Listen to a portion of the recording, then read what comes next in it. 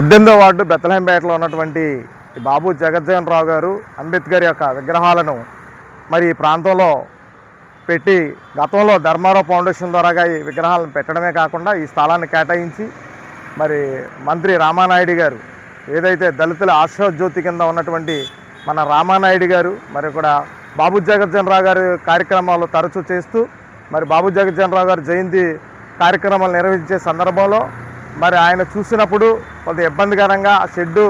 తగలడం, అదేవిధంగా కొంతమంది ఆకతాయిలు మేము చెప్పగా మరి గోళ్ళ దూకి మరి కొంత అలర్లో సృష్టించే విధంగా ఉన్నటువంటి ఈ యొక్క విగ్రహాలను ఆయన చూసి ఆయన స్లాబ్ వేసే బాధ్యత నాది అని చెప్పి మహానుభావులని మరి స్లాబ్ వేయడమే కాకుండా మరి ఈ ఏరియాలో ఈ యొక్క బొమ్మలను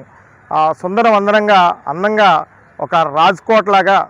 అదేవిధంగా ఒక పార్లమెంటు భవనం దగ్గర ఏదైతే పిల్లర్స్ ఉండి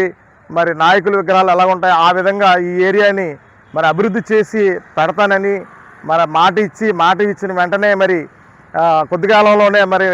ఈ పనులు ప్రారంభించారు. పనులు ప్రారంభించడంలోనే మరి ఆయన శ్రమదానం కూడా చేసి 15 లక్షల రూపాయల నిధులతో మరి యొక్క విగ్రహాలను మరి బాబు జగజ్జీవన్ రావు గారు అంబేద్కర్ యొక్క విగ్రహాలను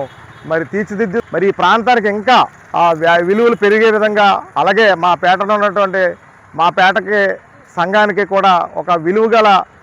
తయారు చేయడం, ఘనతనివ్వడం మాకెంతో సంతోషంగా భావిస్తూ మరి ఈ రోజున ఇలాంటి కార్యక్రమాలు దళితుల పక్షాన మరి ఆయన చేస్తున్న ఈ కార్యక్రమాల పట్ల దళితులందరం కూడా ఆయనకు రుణపడి ఉంటారు.